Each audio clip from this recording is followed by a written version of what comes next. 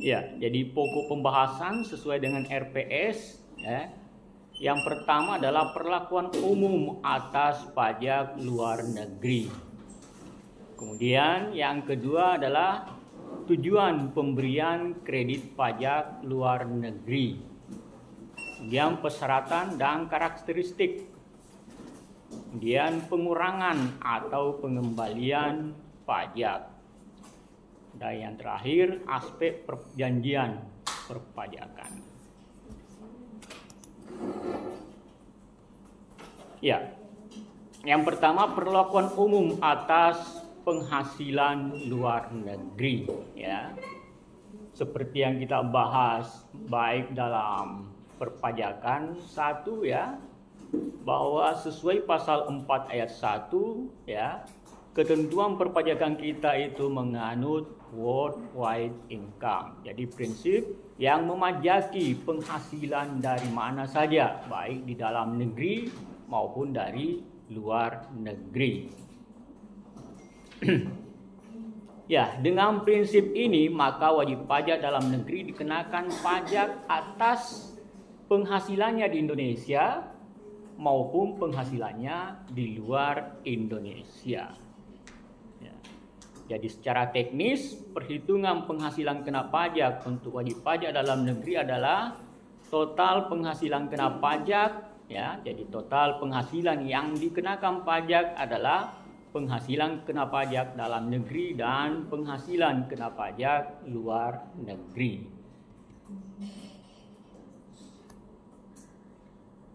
Ya, sesuai dengan aturan tadi, maka total pajak penghasilan ya, total pajak penghasilannya adalah tarif pajak sesuai dengan ketentuan perpajakan kita ya, dikali dengan penghasilan kena pajak dalam negeri ditambah dengan penghasilan kena pajak luar negeri ya. Maka utang PPh wajib pajak dalam negeri itu sama dengan utang PPh dalam negeri ya, ditambah dengan utang PPh luar negeri. Ya, utang PPh luar negeri maksudnya di sini bukan utang di negara yang bersangkutan. Jadi di Malaysia bukan utang pajaknya di Malaysia, tapi utang pajaknya menurut ketentuan perpajakan kita atas penghasilannya di Malaysia ya. Jadi yang terutang di Indonesia ya.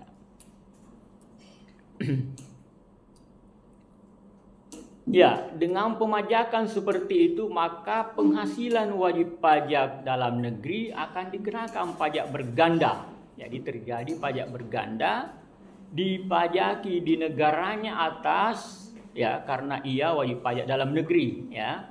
Jadi dipajaki di negaranya atas penghasilan di luar negeri itu karena ketentuan tadi yang berprinsip pada worldwide income.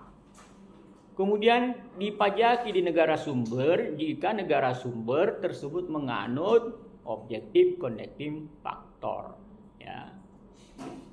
Jadi kalau menganut ya di mana penghasilan itu diperoleh maka di situ akan dipajaki ya.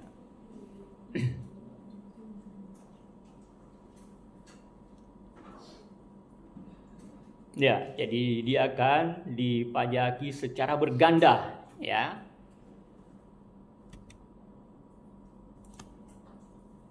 Ya, misalnya PT Deli Koko ya, wajib pajak dalam negeri, sebuah perusahaan yang bergerak dalam bidang perkebunan sawit ya, berkedudukan di Indonesia, sehingga dengan demikian dia merupakan wajib pajak dalam negeri. Sejak tahun 2018 membuka usaha pengolahan sawit di Malaysia ya. Pada tahun 2021 memperoleh omset 10 miliar ya di Malaysia itu ya, 10 miliar dengan penghasilan kena pajak 1 miliar ya. Ketentuan pajak di Malaysia atas PKP tersebut dikenakan PPh dengan tarif 28% ya. Ya, jadi di Malaysia sana sudah dikenakan ya tarif 28%.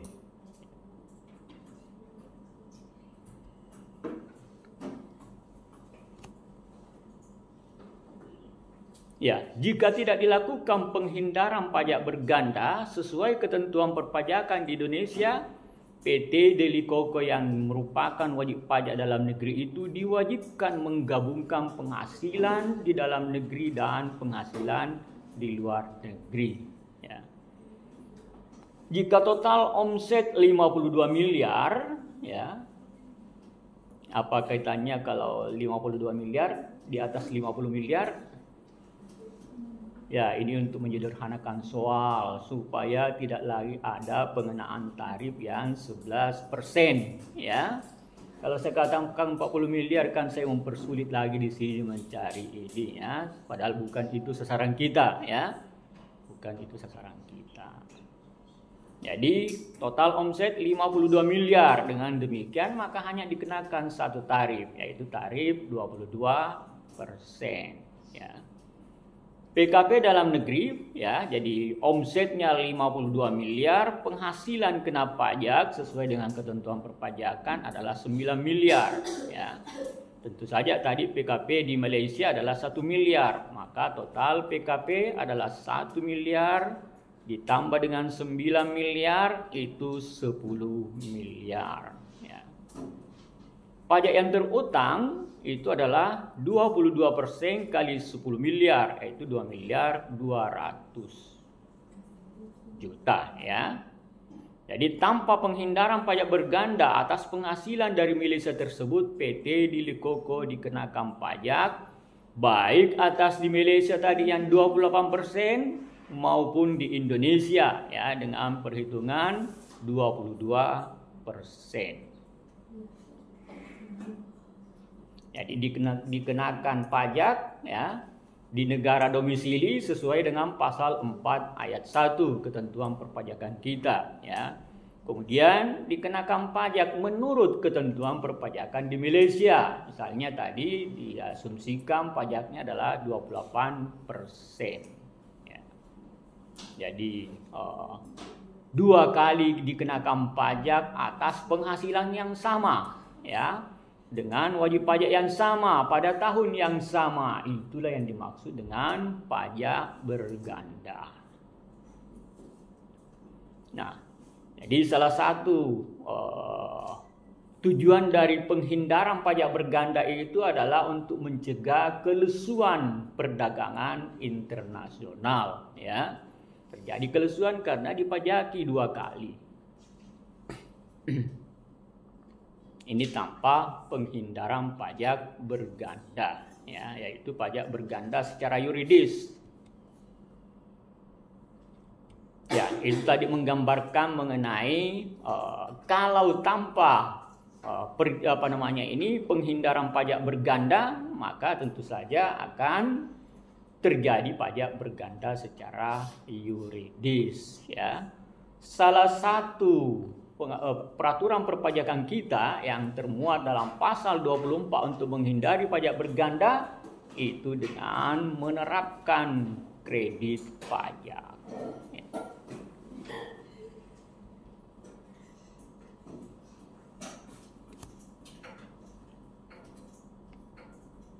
Ya, jadi perlakuan umum atas PPh di luar negeri sesuai ketentuan perpajakan kita, total PPh adalah tarif pajak kali dengan PKP dalam negeri ditambah dengan PKP luar negeri, ya.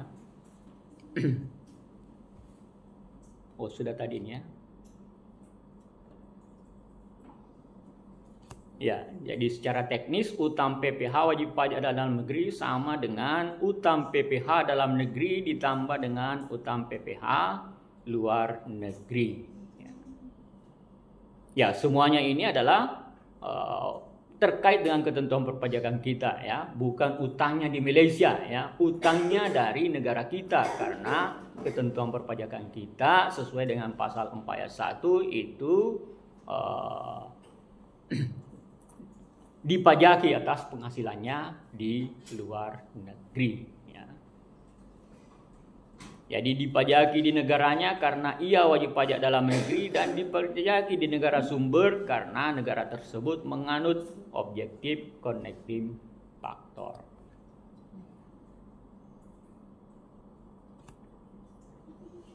Ya, perlakuan umum atas pajak luar negeri seperti yang pernah kita bahas ya minggu-minggu sebelum ujian tengah semester ya. Ya, jadi perlakuan umum ada personal connecting factor atau resident concept ya. Ini menekankan bahwa hak pemajakan itu diberikan kepada negara domisili ya, seperti yang saya jelaskan sebelumnya ya. Jadi negara domisili. Jadi kalau kita melihat pasal 4 ayat 1 maka kita menganut asas ini ya. Jadi keterkaitan antara negara dengan subjek pajaknya ya, karena dia subjek pajak dalam negeri maka dia dipajaki atas penghasilannya di luar negeri ya. Ini dianut oleh negara-negara OECD yang kemudian dikoreksi oleh United Nations ya, yang mengatakan bahwa penerapan ya personal connecting factor itu tidak adil ya, tidak adil karena ya negara-negara sumber penghasilan itu terletak di negara-negara berkembang ya. Sementara itu sumber penghasilannya terdapat di negara-negara berkembang ya. Sementara subjek pajaknya ya atau sumber modalnya itu kebanyakan berasal dari negara maju ya. Maka ini ada ketimpangan menurut United Nations ya. Maka United Nations ya itu mengharuskan diterapkannya objective connecting faktor ya, di mana negara sumber penghasilan itulah yang diberikan hak pemajakan ya. Ya, diberikan hak pemajakan. Kemudian nanti ada pengaturan-pengaturan berikut ya sesuai dengan ketentuan antar dua negara ya. Ya, jadi di sini intinya ya bahwa hak pemajakan diberikan kepada negara di mana sumber penghasilan itu berada. Ya. Jadi kalau tadi di Malaysia sumbernya ya, maka sebenarnya Malaysia lah yang mempunyai hak pemajakan. Ya.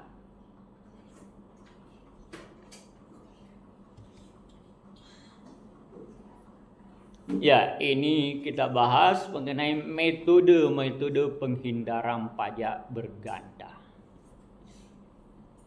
Yang pertama, mengadakan persetujuan atau perjanjian penghindaran pajak berganda baik secara bilateral maupun secara multilateral ya.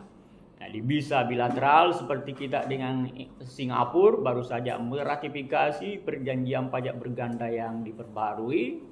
Ya, begitu juga dengan Uni Emirat Arab ya. Bisa juga ada perjanjian berganda bersifat multilateral ya, seperti negara-negara OECD ya, negara G20 atau kita di sini regional negara-negara ASEAN misalnya ya. Jadi mengadakan persetujuan atau perjanjian penghindaran pajak berganda. Kemudian yang kedua, membuat metode penghindaran pemajakan berganda ya. Jadi ada beberapa metode ya, pernah kita bahas ya, metode penghindaran pajak berganda. Ya, jadi metode ini mencakup ya metode pembebasan ya atau pengecualian.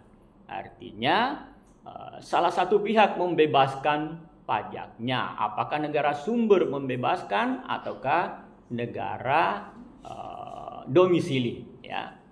Jadi kalau salah satu pihak itu membebaskan pajak, maka tentu saja tidak terjadi pajak berganda ya.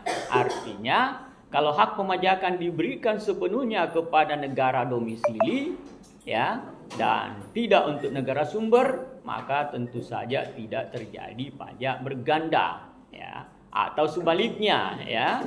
Sebaliknya diberikan hak pemajakan kepada negara sumber seperti yang dianut oleh United Nations itu ya, dan meniadakan pemajakan terhadap negara domisili ya, itu yang dianut oleh United Nations, ya.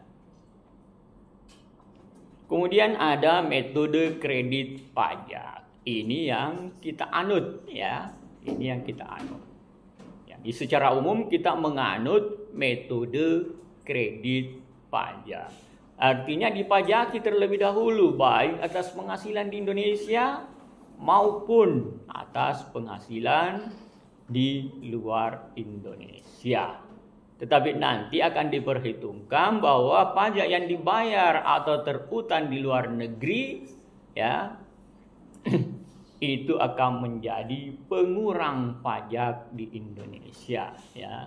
Tapi kita menganut pengurang pajak atau kredit pajak terbatas, tidak sepenuhnya.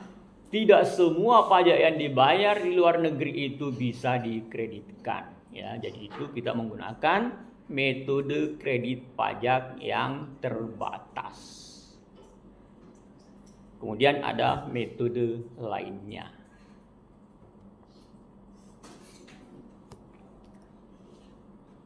Ya, metode pembebasan atau pengecualian, ya. Jadi seperti kalau ada aturan perpajakan kita misalnya berubah, ya, melakukan pengecualian seluruh penghasilan di luar negeri itu misalnya dikecualikan sebagai objek pajak, ya. Tapi seperti yang kita bahas sebelumnya maupun di perpajakan 1, ya, ada memang beberapa penghasilan di luar negeri yang dikecualikan sebagai penghasilan kena pajak seperti yang diatur dalam pasal 4 ayat 3, ya, ada, ya. Tetapi harus memenuhi persyaratan, ya. Seperti penghasilan dividen yang diperoleh di luar negeri, ya, ataupun penghasilan dari bentuk usaha tetap yang ada di luar negeri, ya. Harus memenuhi persyaratan, harus diinvestasikan di Indonesia minimal 30%.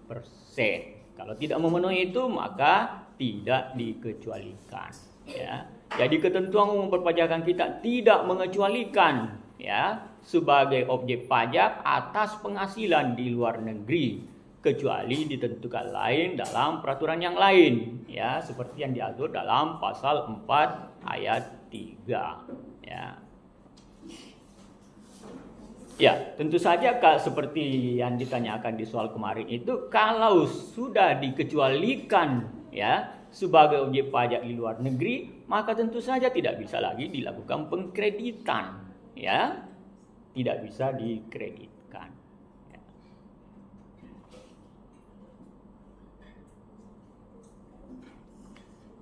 Ya, jadi metode pembebasan.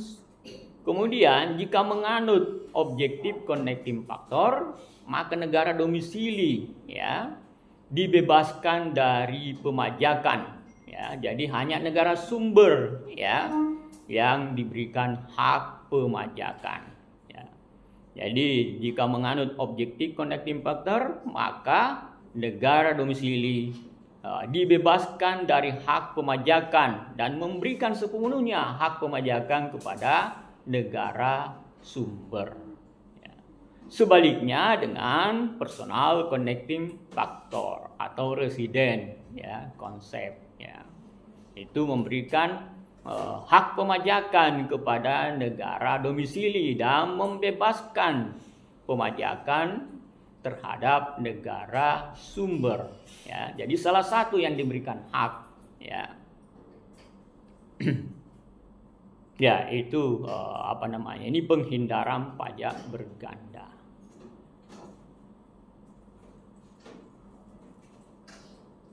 Ya, pembebasan atau pengecualian ini mencakup, ya, bisa pengecualian sebagai subjek pajak, ya. Di pasal berapa itu ada pengecualian sebagai subjek pajak, ya. Kemudian pengecualian sebagai objek pajak. Jadi pajaknya dikecualikan. Objek pajaknya, ya, penghasilannya itu penghasilan di luar negeri dikecualikan, ya. Kemudian ada pengecualian pajak. Jadi pajaknya memang pajaknya nanti yang tidak diperhitungkan, ya. Jadi pajak yang dibayar di luar negeri itu tidak diperhitungkan.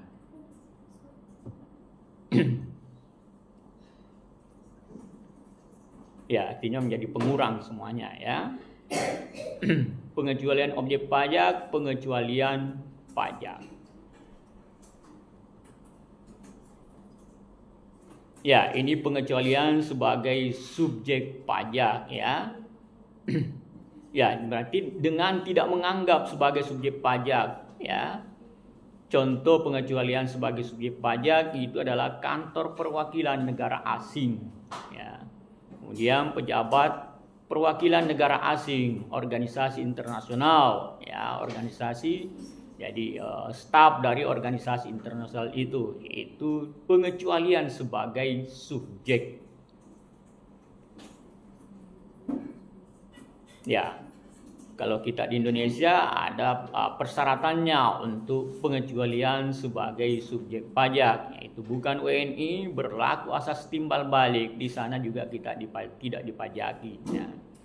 Tidak memperoleh penghasilan lain. Itu kalau pengecualian sebagai subjek. Kemudian pengecualian sebagai objek, ya, dengan tidak menganggap sebagai penghasilan kena pajak, ya. Jadi penghasilan di luar negeri itu dimasukkan dalam pasal 4 ayat 3, tapi ternyata tidak ya menurut ketentuan perpajakan kita, kecuali untuk hal-hal tertentu ya.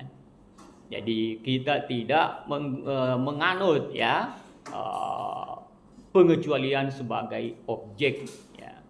Dengan tidak menganggap sebagai penghasilan kena pajak, penghasilan yang diperoleh di luar negeri tidak digabungkan ya. Ini tentu bertentangan atau tidak kita anut ya, karena kita menganut penggabungan terlebih dahulu, kecuali atas penghasilan-penghasilan yang disebutkan dalam pasal 4 ayat 3 yang memenuhi persyaratan ya.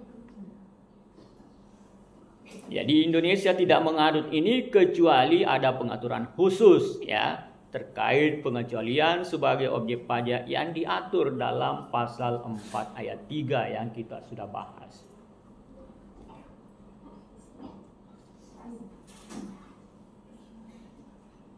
Ya, kemudian metode pengecualian yang berikutnya adalah pengecualian sebagai pajak ya.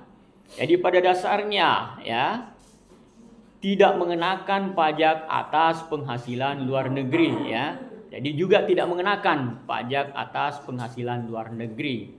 Namun untuk keperluan perhitungan pajak dengan tarif progresif tetap menggabungkan terlebih dahulu ya PKP dalam negeri dan PKP luar negeri. Ini kalau negara itu menganut tarif pajak progresif.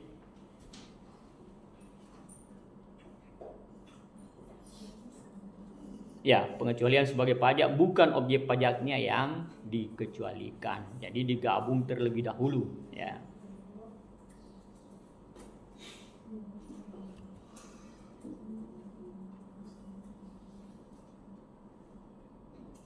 Ya, pengecualian sebagai pajak, ya.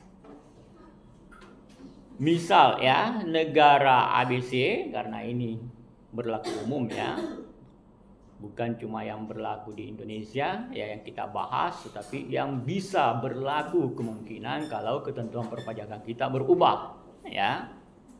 Jadi untuk perpajakan internasional ini kita bukan cuma membahas apa yang berlaku menurut ketentuan perpajakan kita.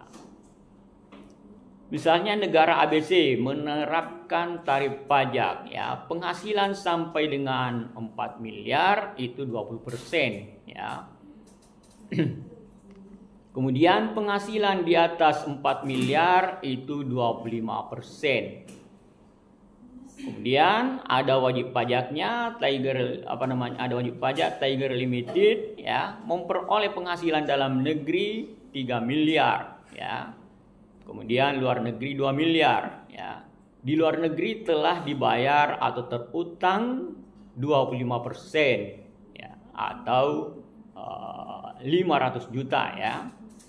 Jadi memperoleh penghasilan kena pajak maksudnya ya, penghasilan kena pajak dalam negeri 3 miliar ya, dan luar negeri 2 miliar ya. Di luar negeri ya 25% kali 2 miliar itu tentu saja adalah 500 juta. Ya. Kemudian pajak dalam negeri yang dihitung adalah dengan tarif efektif rata-rata, ya, yaitu penerapan 20% dan ya penerapan tarif lapisan pertama 20% dan tarif lapisan kedua 25%. Jadi PKP dalam negeri 3 miliar, ya. PKP luar negeri 2 miliar, totalnya 5 miliar, ya. 20% ya dikenakan atas 4 miliar karena tadi sesuai ketentuan perpajakan di negara sana, ya. 20% itu untuk sampai dengan 4 miliar. Kemudian 25% dikali dengan sisanya, yaitu 1 miliar. Ya. Ya, totalnya 1 miliar 50 juta. Ya. T-nya itu adalah 1 miliar 50 juta dibagi dengan 5 miliar. Ya. Jadi tarif efektif rata-ratanya itu adalah 1 miliar 50 juta ya dibagi dengan 5 miliar itu adalah 21%. Ya, PPH 21% kali 3 miliar 630 juta ya.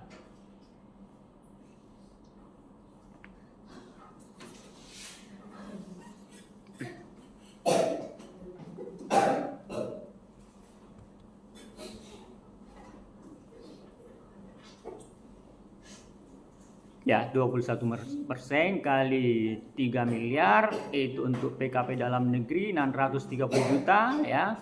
Kemudian total 21% kali 5 miliar sama saja nanti hasilnya ya.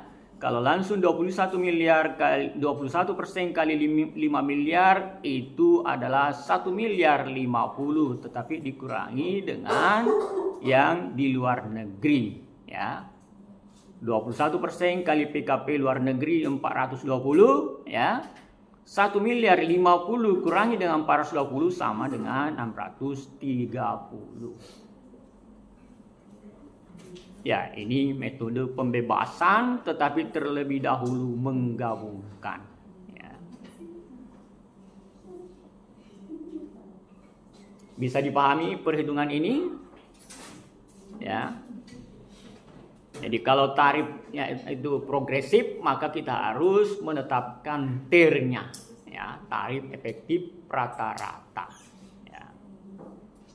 Tarif efektif rata-rata dalam kasus ini adalah 1 miliar 50 juta dibagi dengan 5 miliar. Ya. Maka 21% kali dengan 3 miliar.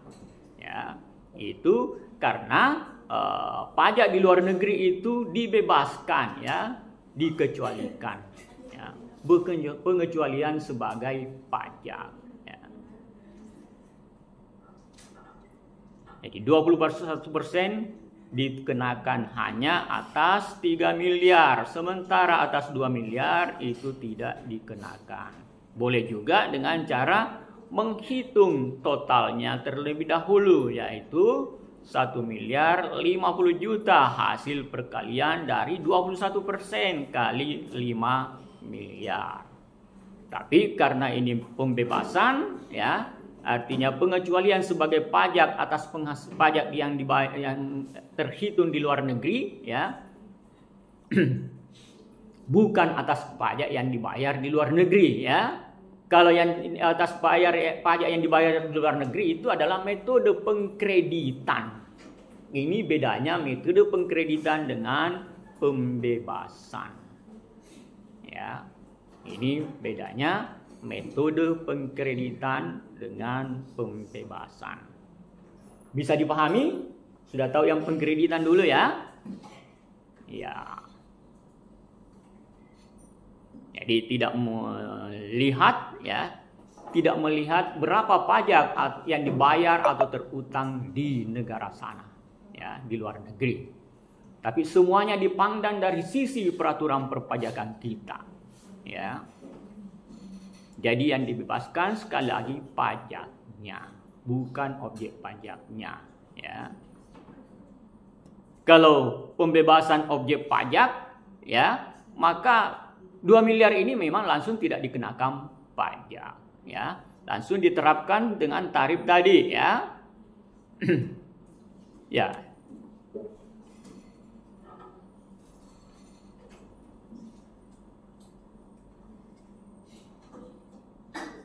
Ya, kalau tarif progresif ini contoh tarif progresif. Jadi kalau misalnya langsung apa namanya ini pembebasan objek pajak, maka yang dikenakan hanya 20% kali 3 miliar. Ya.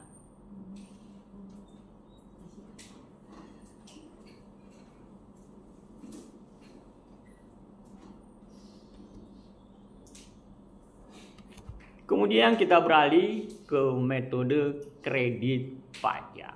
Ya, sudah tahu bedanya ya. Jadi, kredit pajak itu dikaitkan dengan pajak yang terutang atau dibayar di luar negeri.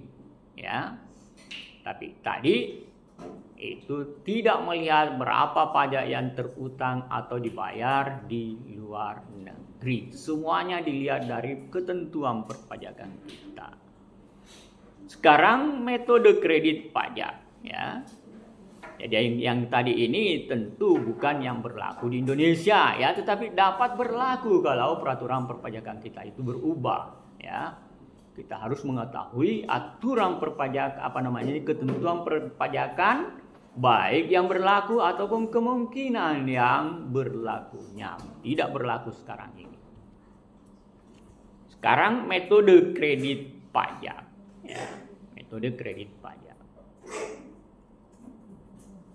Ya, metode ini menggabungkan terlebih dahulu PKP dalam negeri dengan PKP luar negeri. Ya. Total PKP dikalikan dengan tarif pajak menghasilkan pajak yang terutang dalam 1 tahun pajak. Jadi total pajak yang terutang, ya, dalam 1 tahun pajak. Selanjutnya pajak tahun berjalan dikurangi, ya, atau dikreditkan dengan pajak yang dibayar atau terutang di luar negeri, ya. Jadi ini mengaitkan dengan pajak yang terutang di luar negeri. Ya, pengkreditan dilakukan dengan metode pengkreditan penuh, ya, kredit penuh ataukah metode kredit terbatas. Yang mana kita anut?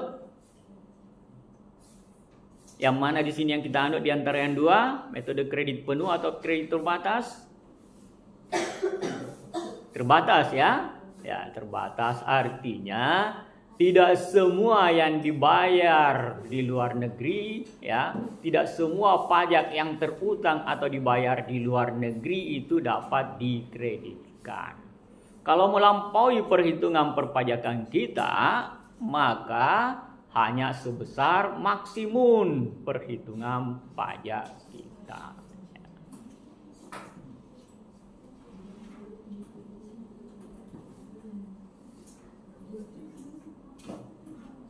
Ya, metode kredit penuh, ya, mengurangi pajak yang terutang atau dibayar di luar negeri sepenuhnya terhadap pajak domestik yang dialokasikan atas penghasilan tersebut, ya. Misal, ya, mengambil contoh sebelumnya, maka yang dapat dikreditkan adalah 500 juta.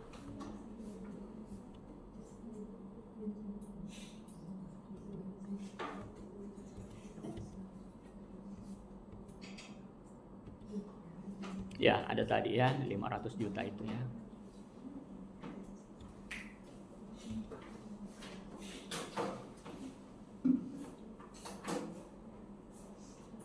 Ya, jadi berapapun besarnya pajak yang terutang atau yang dibayar di luar negeri, semuanya menjadi pengurang, ya, pengurang pajak ya, pengurang pajak ya, atau dikreditkan ya.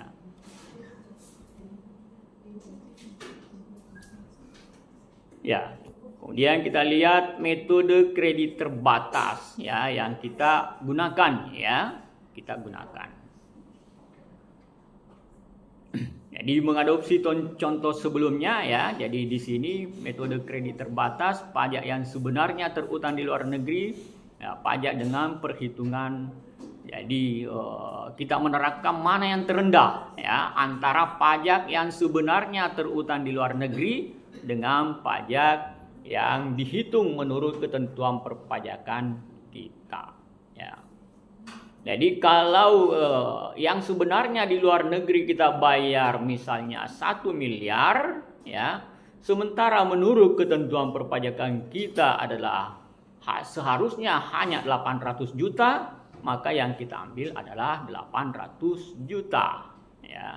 Tapi kalau yang sebenarnya terutang di luar negeri 700 juta ya, dan menurut ketentuan perpajakan kita 800 juta, maka tentu saja yang dikurangi adalah 700 juta yang sebenarnya di Malaysia. Jadi kita menganut yang terendah ya, pajak yang sebenarnya terutang di luar negeri dengan pajak dengan perhitungan di dalam negeri.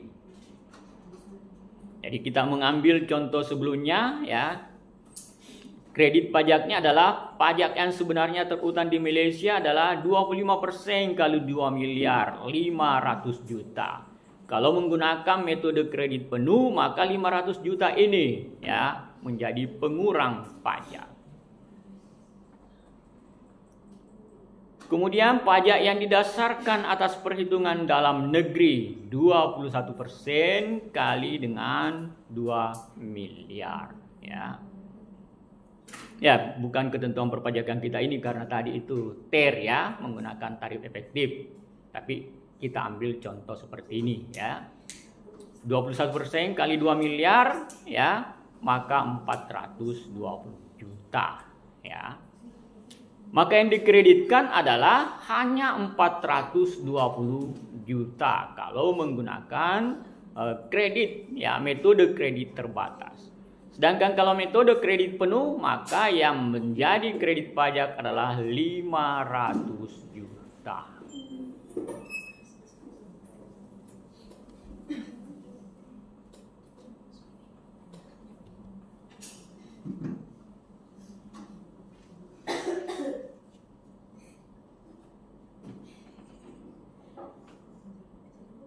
Ya, tidak sama ya. Jadi metode kredit terbatas ya, itu tidak sama dengan pembebasan pajak.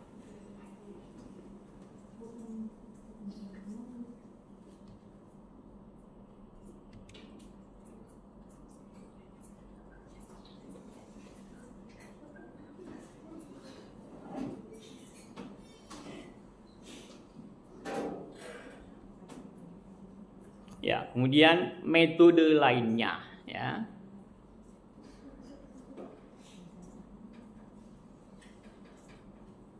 Ya, ini metode lainnya, pembagian pajak antar negara domisili dan sumber ya. Jadi ada pembagian pajak antara negara domisili dan negara sumber ya.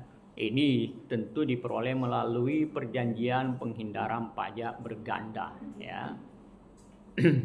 Jadi walaupun ketentuan perpajakan kita seperti yang sekarang ini ya, bisa saja tidak sesuai dengan itu kalau perjanjian penghindaran pajak berganda menyatakan lain ya.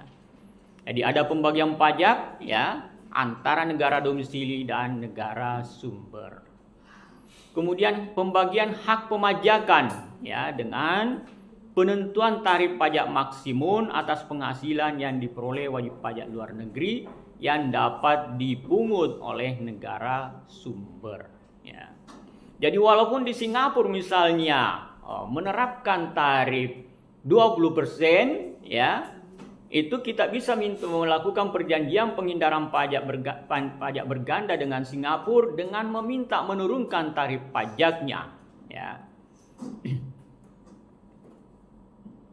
Jadi diberikan pajak maksimum, ya, pajak maksimum atas penghasilan yang diperoleh wajib pajak luar negeri yang dapat dipungut oleh negara sumber. Jadi kalau sumbernya di Singapura, tarif pajaknya di sana itu misalnya 20%, kita bisa untuk menurunkan tarif pajaknya. Kita membatasi, ya, menurut perjanjian kita itu. Kemudian bisa juga dengan keringanan tarif, ya, terhadap penghasilan luar negeri yang harus diberikan oleh negara domisili, ya. Jadi kitalah yang menurunkan tarif pajak atas penghasilan yang diperoleh wajib pajak luar negeri kita, ya.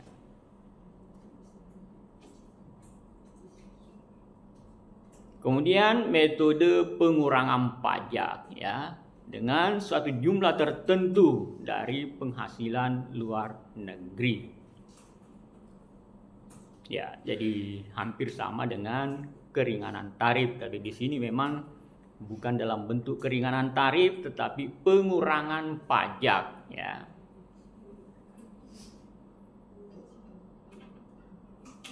Jadi walaupun misalnya menganut objektif connecting factor, ya, negara sumber diberikan hak pemajakan, ya, keduanya menganut hal itu, bisa saja dalam perjanjian penghindaran pajak berganda kita minta negara sumber untuk menurunkan tarif pajaknya, ya. Jadi kita meminta untuk menurunkan tarif pajaknya agar kita masih mempunyai hak pemajakan yang lebih besar kalau dia tidak menurunkan tarif pajaknya.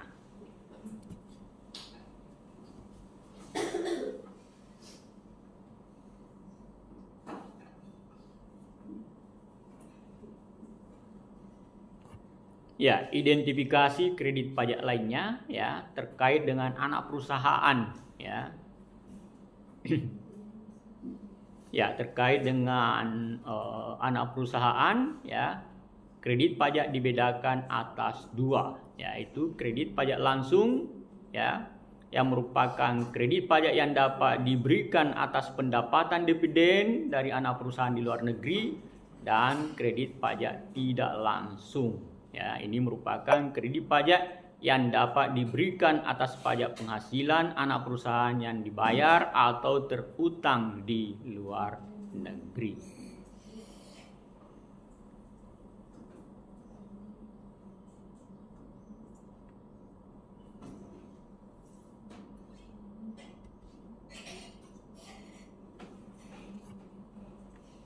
Ya, misalnya PT Amboy Sri Lanka berkedudukan di Indonesia, ya.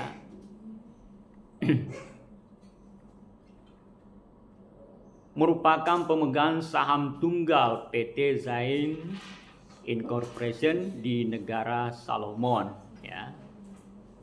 Zain Incorporation ini pada tahun 2019 memperoleh penghasilan kena pajak 100.000 ya.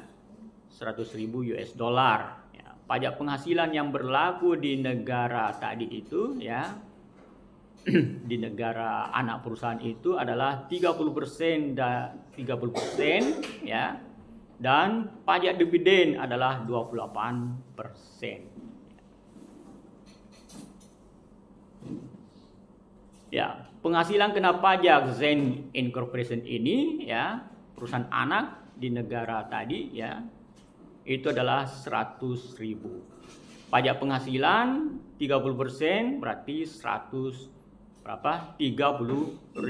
ya. Totalnya 70.000. Pajak dividen itu adalah 28% kali 70.000, 19.600. Jadi perkurangannya tentu adalah 50.400.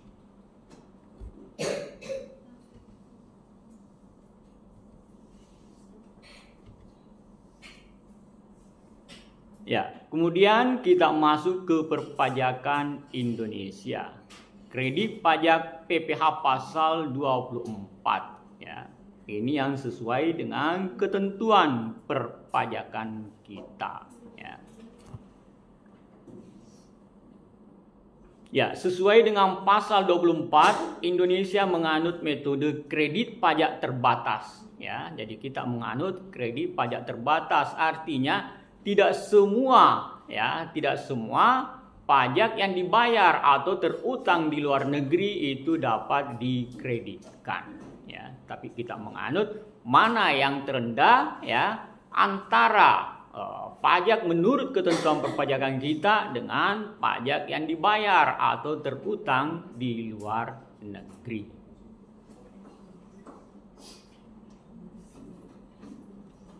Ya, jadi salah satu metode pengkreditan pajak yang tadi ya diuraikan ya, itu adalah kredit pajak terbatas. Itu yang kita anut ya. Jadi kita tidak menganut metode kredit pajak penuh. Ya, bahwa pajak yang dibayar di luar negeri itu tidak semuanya bisa menjadi pengurang pajak.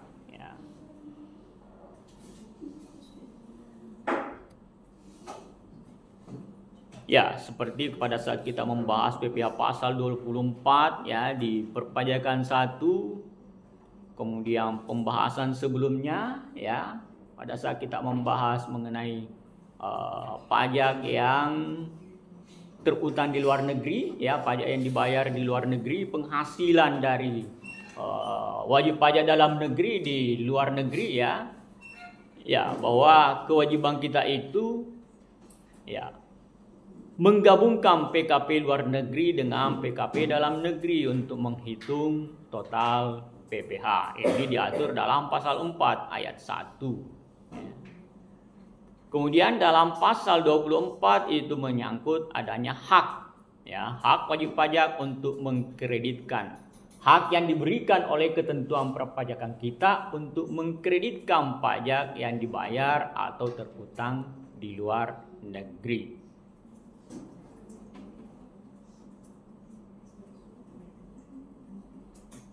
Ya, itu hak kita ya. Kemudian ada batasan hak karena kita menggunakan pengkreditan terbatas ya. Batasan tidak melebihi batas maksimum perhitungan pajak di dalam negeri ya.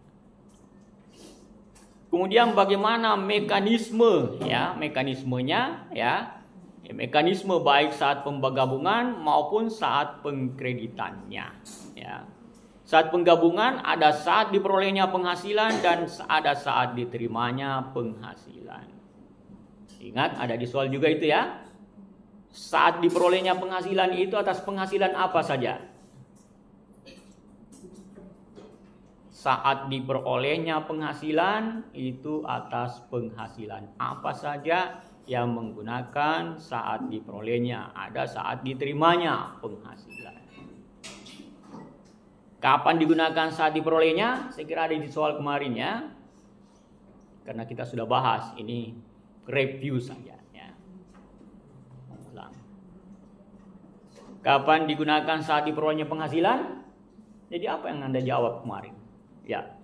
Saat itu penghasilan diterima dari badan usaha dengan apabila berbentuk dividen dengan kepemilikan di atas 50%. Ya, di atas 50% di atasnya ya, minimal 50%.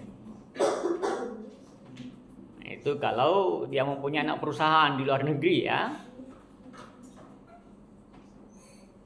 Apalagi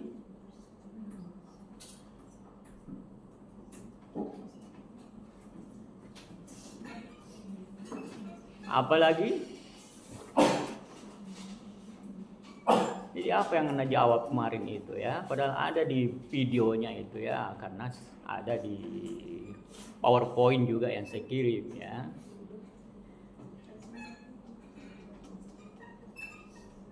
Apa yang Anda jawab? Saat diperolehnya, di samping kepemilikan 50% juga berasal dari ya usaha di luar negeri. Dia membentuk usaha tetap di luar negeri ya.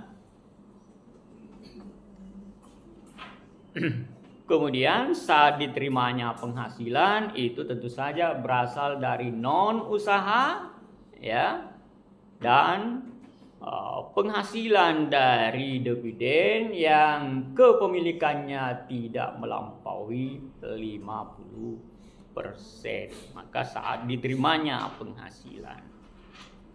Untuk yang saat diperolehnya penghasilan yang berasal dari kepemilikan 50%, ya, itu diatur lebih lanjut dalam pasal 18, ya. Diatur lebih lanjut dalam pasal 18. Ya, yang memberikan kewenangan kepada Kementerian Keuangan untuk menetapkan saat diperolehnya penghasilan. Jadi di sini ketentuan umumnya adalah saat diperolehnya penghasilan. Tetapi bagaimana saat diperolehnya penghasilan itu diatur dalam peraturan Menteri Keuangan. Ya. Jadi kalau di sana itu ya ini sebenarnya ya aturan pasal 18 ayat 2 itu untuk mencegah penghindaran pajak, ya. Jadi mencegah penghindaran pajak. Jadi salah satu bentuk pencegahan penghindaran pajak itu adalah yang diatur dalam pasal 18 ayat 2, ya. Karena dia yang mengendalikan perusahaan di luar negeri itu, ya, bisa saja dia mengatakan belum terima dividen, ya, untuk menghindari pemajakan dini, ya, dia katakan belum terima dividen. Maka dengan aturan yang diatur dalam pasal 18 ayat 2, ya, junto peraturan Menteri Keuangan, ya, maka dihindari yang namanya apa? Dicegah terjadinya penghindaran pajak, ya. Bahwa perusahaan yang di luar negeri itu, ya, dividen kepemilikan lebih 50% itu, ya, perusahaan dalam negeri harus mengakui adanya dividen, yaitu pada bulan keempat setelah berakhirnya batas akhir penyampaian SPT di sana, ya. Jadi kalau misalnya di sana itu batas akhir penyampaian SPT bulan April, maka 4 bulan setelah bulan April, ya, berapa itu 8, ya, harus diakui, ya, penghasilan itu. Paling lambat itu tadi, ya, 4 bulan. Ya, kalau tidak mempunyai, ya, kalau tidak mempunyai batas akhir penyampaian SPT atau tidak mempunyai ketentuan mengenai penyampaian SPT, ya, maka ketentuan perpajakan kita sesuai dengan PMK itu adalah harus diakui dalam 7 bulan setelah berakhirnya tahun pajak itu. Ya, ya, itu saat diperolehnya penghasilan. Jadi harus diketahui apa yang dimaksud dengan saat diperolehnya penghasilan. Ya, kalau dari usaha tentu saja pada saat, ya, pengakuan adanya penghasilan di sana, ya. Kemudian saat diterimanya penghasilan untuk selain yang tadi seperti dividen dengan kepemilikan di bawah 50%, ya, atau penghasilan dari bunga obligasi, bunga simpanan, ya.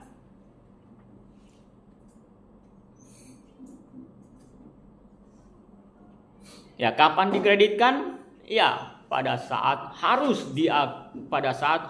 digabungkan, ya. Jadi mengikuti saat penggabungan.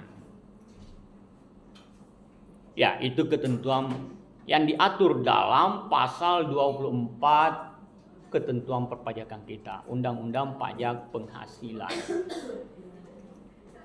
Ya, ini yang tadi, ya. Saat diperoleh ada dari usaha, ya. Kemudian pendapatan dividen dengan kepemilikan 50% atau lebih, ya. Jadi bukan lebih 50%, ini perbedaan kita dengan Amerika, ya. Kalau Amerika menganut 50 lebih dari 50%. Kalau kita minimal 50%, ya. Artinya 50%, kalau pas 50% itu sudah harus.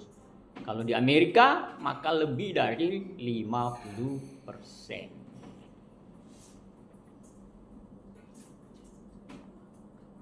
Ya, kalau saat diterimanya penghasilan atau merupakan cash basis ya dari non usaha ya. Kemudian pendapatan dividen dari kepemilikan kurang dari 50%. Ya, pendapatan dividen 50%, di bawah 50% ini juga non usaha ya. Non usaha, tetapi itu ditegaskan mengenai hal itu. Sedangkan yang dari non usaha yang lain seperti pendapatan bunga ya.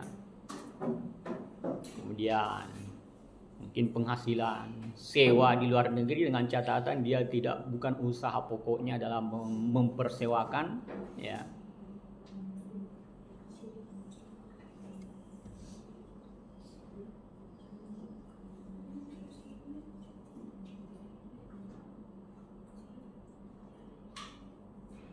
Ya, ini persyaratan pengkreditan yang berlaku ya menurut ketentuan perpajakan kita. Jadi bisa dikreditkan tetapi harus memenuhi persyaratan ya. Bahwa pajak yang terutang atau dibayar di luar negeri itu dapat dikreditkan tetapi dengan syarat wajib pajak menyampaikan surat permohonan kepada Direktorat Jenderal Pajak ya. Yang dilampiri dengan laporan tentang penghasilan yang berasal dari luar negeri. Kemudian salinan surat pemberitahuan pajak yang disampaikan di luar negeri. Kemudian dokumen pembayaran di luar negeri. Permohonan kredit pajak luar negeri tersebut harus disampaikan bersamaan dengan penyampaian surat pemberitahuan tahunan PPh tahunan. Direktorat Jenderal Pajak dapat memperpanjang jangka waktu pengiriman lampiran-lampiran tersebut, ya, permintaan tersebut karena alasan-alasan di luar dari kekuasaan wajib pajak. Yaitu ketentuan atau persyaratan dapat dikreditkannya pajak yang dibayar di luar negeri, dibayar atau terutang ya.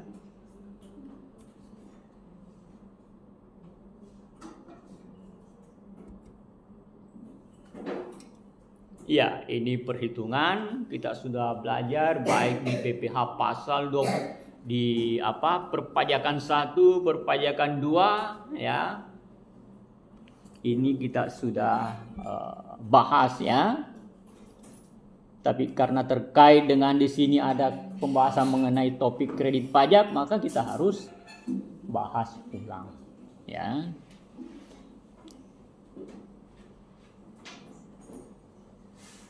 Ya, ini ini? Ya, kita langsung ambil saja contoh penghasilan dari luar negeri yang berasal dari lebih dari satu negara ya. Jadi kita ambil contoh PT Malawali ya dengan omset 60 juta ya. 60 miliar. Jadi omsetnya 60 miliar supaya kita tidak hitung dua tarif ya kalau di bawah 50 miliar.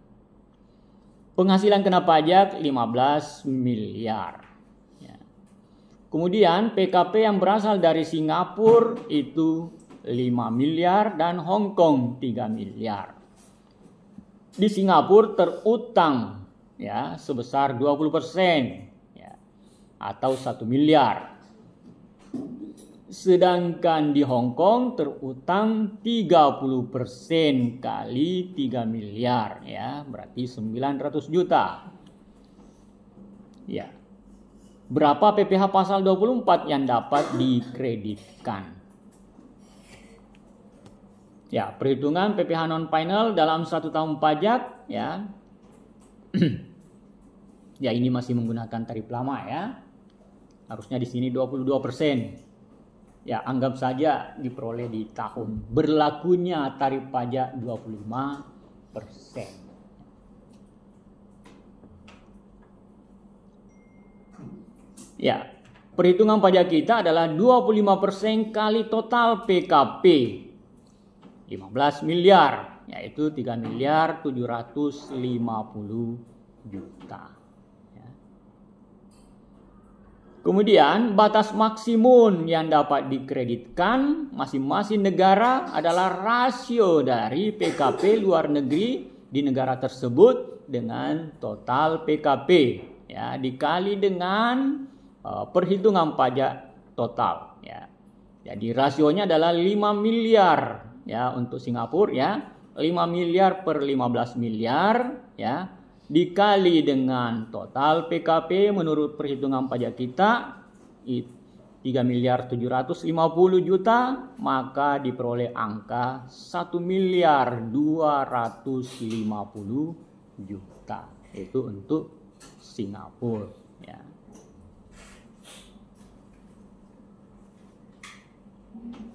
Kemudian untuk Hong Kong, ya. Untuk Hong Kong rasionya adalah 3 miliar per 15 miliar, ya. Dikali dengan 3 miliar 750 juta. 3 miliar 750 juta, ya. Itu adalah 750 juta batas maksimum untuk Hong Kong.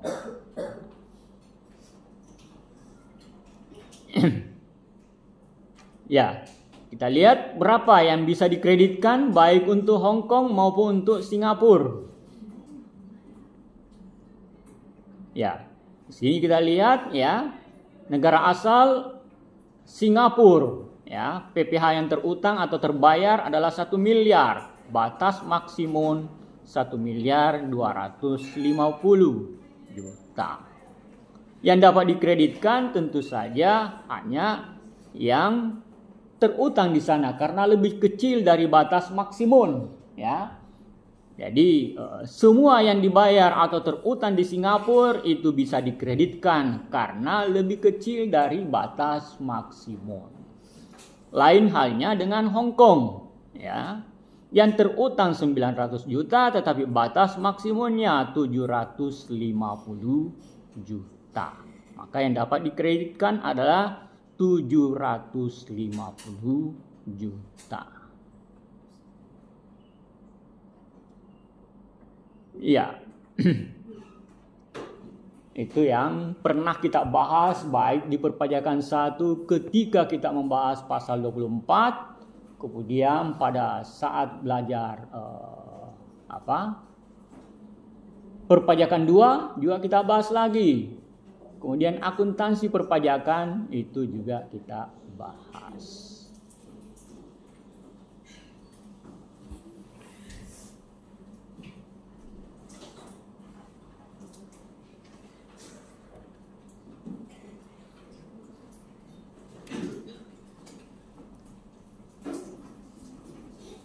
Ya, ini terkait dengan perubahan jumlah pajak di luar negeri.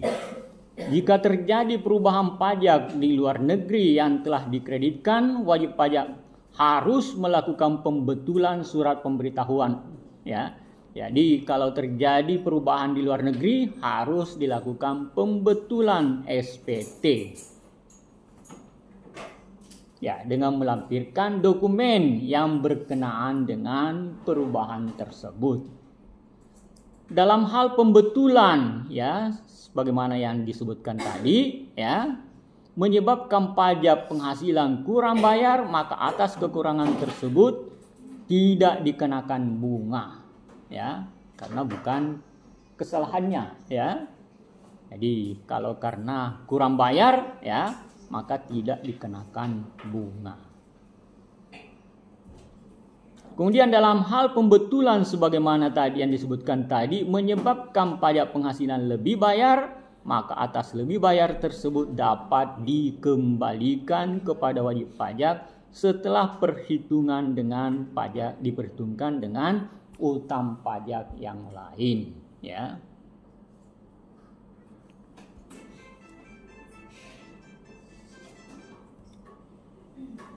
Oke, itu materi kita hari ini. Karena masih ada waktu, saya gunakan untuk kuis. Silakan sediakan kertas, ya.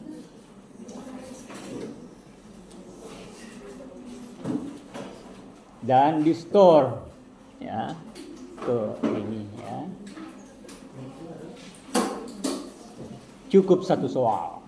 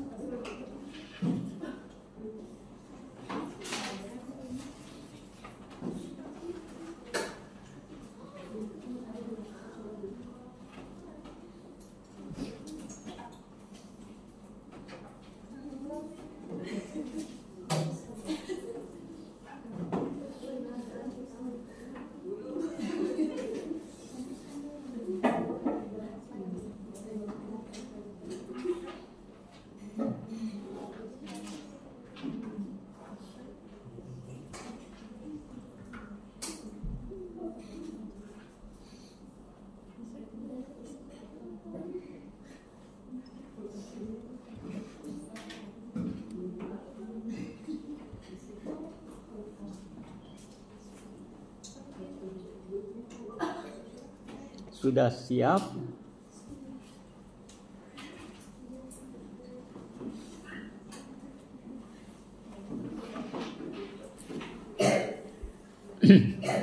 Jelaskan perbedaan antara metode pengecualian sebagai pajak dengan metode kredit pajak. Ya. Jelaskan perbedaan antara metode pengecualian atau pembebasan, sama saja ya. Pembebasan sebagai pajak atau pengecualian sebagai pajak dengan metode kredit pajak.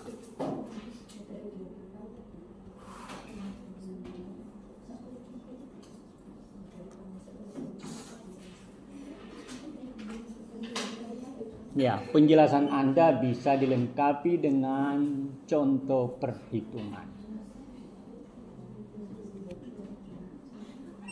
Ya, kan baru saja dijelaskan ya. Metode pembebasan ada dua ya, pembebasan sebagai objek pajak dan pembebasan sebagai pajak. Yang kita tanyakan di sini adalah pembebasan sebagai pajak dan metode kredit pajak.